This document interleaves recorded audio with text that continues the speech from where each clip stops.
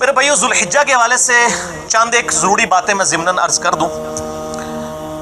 کہ صحیح مسلم میں اوپر تلے 3 حدیثیں ہیں انٹرنیشنل نمبر کے مطابق 5117 سے 512 تک، اور مشکات میں بھی موجود ہے 1459، اور فواد عبد الباقی والی جو مسلم کی ترکیم ہے نا اس میں 1977 ہے۔ یہ فواد عبد الباقی نے بڑا مسئلہ خراب کیا ہے، مکتبۃ الشاملہ میں بھی چل رہا ہے۔ وہ جب ایک طرح کے مختلف احادیث کے طرق آتے ہیں نا تو وہ سب کو ایک نمبر دے کے بٹوں کی نمبرنگ چلاتے ہیں۔ اب یہ دیکھ لیں، اب 7 طرق ہیں 5117 سے 5123 تک کانٹینیوس نمبرنگ میں، لیکن فواد عبد الباقی نے ان 7 کے 7 کو ایک ہی نمبر دیا 1977، اسی لیے اس صحیح مسلم میں ٹوٹل احادیث ہیں 3033 3033، اور جبکہ کانٹینیوس نمبرنگ والی جو دارالاسلام نے تو خیر دونوں چھاپ دی ہیں، جس کا پی ڈی ایف اور اسلام 360 میں کانٹینیوس نمبرنگ ہے 1 سے 7563 تک، وہ ٹوٹل احادیث اس میں 7563 ہے، جس میں ریپیٹیشن کے نمبرنگ کو ایک کر دیا اس میں 3033 ہے۔ یہ میں نے آپ کو ضمن بتا دیا۔ اسلام 360 میں بھی آپ کو کانٹینیوس نمبرنگ ہی ملے گی، اور پی ڈی ایف بھی اسی پہ ہے 6 جلدوں والا۔ تو یہ جو حدیث ہے صحیح مسلم کی کہ آپ صلی اللہ علیہ وآلہ وسلم نے فرمایا، جس کا میں نے حوالہ دیا کہ جب ذوالحجہ کا پہلا عشرہ شروع ہو اور تم میں سے کوئی شخص اس کو پائے، ذوالحجہ کا چاند دیکھے، اور وہ قربانی کا ارادہ رکھتا ہو، تو وہ قربانی ہونے تک اپنے بالوں اور ناخنوں کو نہ کٹوائے، نہ اپنی کھال سے کوئی چیز اتارے، کوئی بال ریموو نہیں کر رہے، نہ کوئی داڑھی والا معاملہ، نہ مونچھوں والا معاملہ، اس لیے آپ دیکھ رہے ہیں میری مونچھیں بھی بڑی ہوئی ہیں، ٹھیک ہے، نہ ناخنوں والا معاملہ کرنا ہے، نہ زیر ناف بال کا، نہ بغلوں کے بال کا۔ یہ 10 دن کے لیے جو قربانی کا ارادہ رکھتا ہے جب تک قربانی نہ کر لے۔ سیدہ ام سلمہ ام المؤمنین رضی اللہ تعالی عنہا وسلام اللہ علیہا نے یہ روایت کی ہے۔ اسی کانٹیکسٹ میں ایک اور حدیث ہے جو تحفۃً آپ لے جائیں، سنن نبی داؤد میں 2789، سنن نسائی میں 4370، اور مشکات میں بھی ہے 1479۔ بھائی یہ مشکات کو پکڑ لیں، مسئلہ میرا ہے 111B مشکات کے مکمل تعارف پہ۔ میں نے بخاری مسلم کے تعارف پہ لیکچر نہیں دیا کیونکہ وہ سب کچھ اس میں کور ہے مشکات میں، اس میں نمبر ہے 1479۔ اور یہ حدیث امام حاکم نے بھی صحیح کہا، امام ذہبی نے بھی موافقت کی، امام ابن حبان نے بھی صحیح کہا، شیخ زبیر صاحب نے بھی صحیح کہا اس حدیث کو کہ آپ صلی اللہ علیہ وآلہ وسلم نے فرمایا، مجھے حکم دیا گیا ہے کہ قربانی کے اس دن کو امت کے لیے عید قرار دے دو۔ ایک صحابی نے عرض کیا، یا رسول اللہ صلی اللہ علیہ وآلہ وسلم، میرے پاس ایک دودھ دینے والی بکری ہے اور وہ بھی مجھے کسی نے گفٹ کی ہے، میں غریب ہوں خود، بس اس کا میں دودھ یہ نہیں استعمال کرتا ہوں، تو کیا میں اسے اللہ کی راہ میں قربان کر دوں؟ اللہ اکبر! آپ جذبہ دیکھیں، ساڈے ورگا ہوتا نا تو پہلے ہی کنکلوڈ کر لینا میں تو غریب ہوں، ضرورت ہی کوئی نہیں۔ ہائے ہائے ہائے! یہی میرے بھائی پھر صحابی تو صحابی ہے نا۔ تو آپ صلی اللہ علیہ وآلہ وسلم نے فرمایا کہ تم اسے ذبح مت کرو، اسے ذبح مت کرو، تم عید کے دن اپنے بال، ناخن اور مونچھیں کاٹ لینا اور زیر ناف بال مونڈ لینا، اللہ کے ہاں تمہاری مکمل قربانی لکھی جائے گی۔ سبحان اللہ! یہ ہے اللہ تعالیٰ کی رحمت۔ اس میں امپلائیڈ ہے پھر کہ جس نے قربانی نہیں بھی کرنی نا، وہ بھی ان 10 دنوں کے اندر یہ بال صاف نہ کرے، ناخن نہ کٹوائے۔ اگر کٹوا بھی لیتا ہے تب بھی، اس میں چونکہ الفاظ اس طرح کی قید کوئی نہیں، میں اجتہاد کر رہا ہوں، تب بھی عید والے دن وہ یہ بال غیر ضروری صاف کرے اور ناخن کاٹ لے، اللہ تعالیٰ اس کو ایک قربانی کا ثواب انشاءاللہ تعالیٰ عطا کر دے گا۔ لیکن یہ یاد رکھیں یہ ساری چیزیں سنت ہیں، قربانی والے بندے کے لیے بھی یہ سنت ہے۔ اگر اس نے غلطی سے بال کاٹ لیے یا جان بوجھ کے بھی کاٹ لیے تو وہ حرام کا مرتکب نہیں ہوگا، نہ دم واجب ہوگا۔ مجھے تو لوگ ای میلز پہ یہ بھی پوچھ رہے ہوتے ہیں کہ دم تو نہیں واجب ہو جائے گا، ایک قربانی دینے میں سے ایک اور قربانی دینی پہ جائے۔ وہ دم والا معاملہ جو ہے وہ احرام کی حالت میں حاجیوں کے لیے ہوتا ہے، یہ ان کی حاجیوں کی صرف نقل اتاری گئی ہے، ان کے ساتھ مشابہت پیدا کی گئی ہے، اس وجہ سے ایک ثواب والا کام ہے۔ اگر کوئی نہیں کرتا گناہگار نہیں ہوگا۔ ایک اور تحفہ لے لیں، صحیح بخاری میں حدیث ہے انٹرنیشنل نمبر کے مطابق 969۔ ابن عباس رضی اللہ تعالیٰ عنہما کہتے ہیں کہ نبی صلی اللہ علیہ وآلہ وسلم نے فرمایا اللہ تعالیٰ کو ان 10 دنوں میں، یعنی یہ جو پورا عشرہ ہے 1 ذوالحجہ سے 10 ذوالحجہ تک،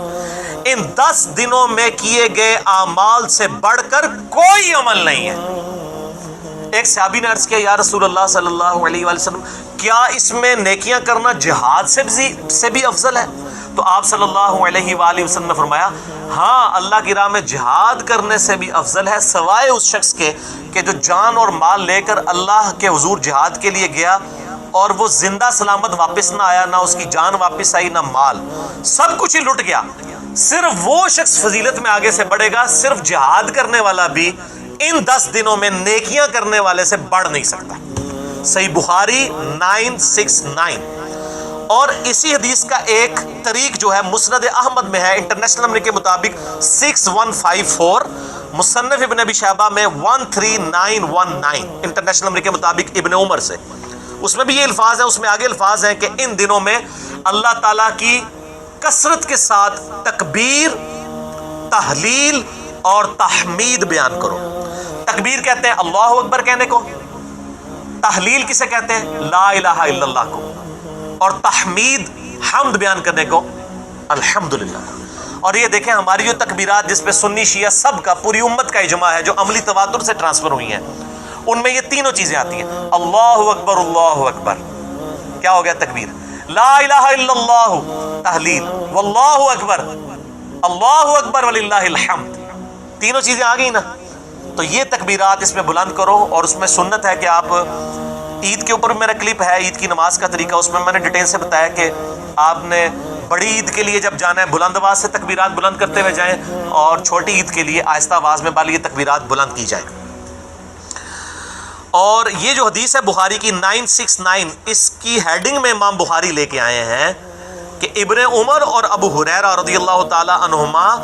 بازار میں ان 10 دنوں میں جاتے تھے اور بلند آواز سے تکبیرات پڑھتے تھے، اللہ اکبر لا الہ الا اللہ واللہ اکبر اللہ اکبر وللہ الحمد،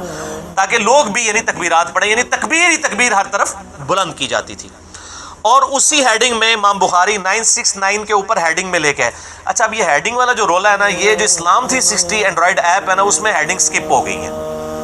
اور میں نے ان کو بتا دیا انشاءاللہ اس کو امپروو کر رہے ہیں۔ آپ پی ڈی ایف میں دیکھیں گے نا تو آپ کو امام بخاری کے باب کی ہیڈنگز تعلیقاً روایتیں مل جائیں گی،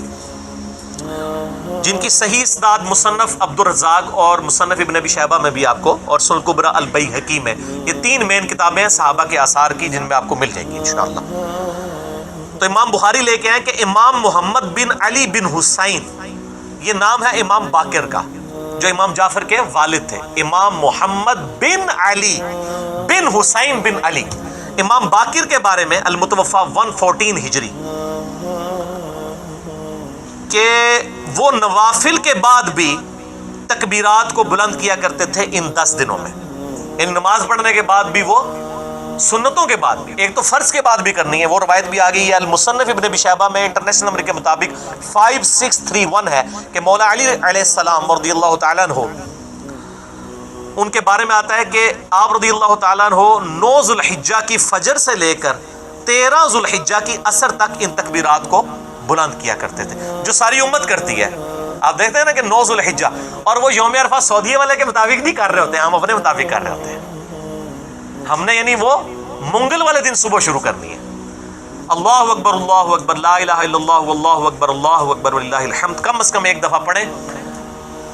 فرض کے بعد۔ اور امام باقر کے بارے میں آ رہا ہے، امام بخاری لے کے آئے کہ وہ نوافل اور سنتوں کے بعد بھی پڑھا کرتے تھے۔ اچھا المصنف ابن ابی شیبہ میں آپ اگر تکبیرات والا چیپٹر نکالیں نا، جس سے میں نے یہ روایت مولا علی کی بیان کی، اس میں آپ کو 3 طرح کی تکبیرات ملیں گی، تینوں ہی سنت ہیں کیونکہ صحابہ اور تابعین سے ثابت ہے۔ ایک تکبیر آپ کو یہ ملے گی کہ صحابہ کرام تکبیر بلند کرتے تھے، اللہ اکبر اللہ اکبر اللہ اکبر، صرف یہ بھی تکبیر بلند کر سکتے ہیں، یہ بھی عید کی تکبیرات ہیں۔ دوسری تکبیر جو مشہور ہے، اللہ اکبر لا الہ الا اللہ واللہ اکبر اللہ اکبر وللہ الحمد۔ اور تیسری تکبیر بھی ملتی ہے، اللہ اکبر کبیرہ والحمد للہ کثیرہ وسبحان اللہ بکرۃ واصیلا۔ اور یہ جو میں نے آخر میں دعا پڑھی تو صحیح مسلم میں اس کی فضیلت آئی ہے کہ ابن عمر کہتے ہیں کہ ایک شخص نے نبی علیہ السلام کے پیچھے پڑھی تو آپ فرمایا اس کے لیے تو آسمان کے دروازے کھول دیے گئے، اور کہتے ہیں اس دن کے بعد میں نے اس دعا کو کبھی نہیں چھوڑا۔ تو وہ ثنا کے طور پہ پڑھنا بھی اسے سنت ہے، یعنی سبحانک اللہم و بحمدک جو ہم پڑھتے ہیں نا،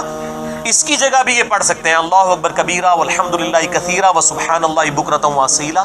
یہ واؤ کے بغیر بھی ثابت ہے، واؤ کے ساتھ بھی ہے، اللہ اکبر کبیرہ الحمدللہ کثیرہ سبحان اللہ بکرۃ واصیلا۔ واؤ کے ساتھ ذرا اس میں کنٹینیوشن آ جاتی ہے، تو یہ تینوں تکبیرات ثابت ہیں۔ آپ کوئی سی تکبیر بھی بلند کریں وہ تکبیر ہی شمار ہوگی، اللہ تعالیٰ کی بڑائی کا بیان ہوگا۔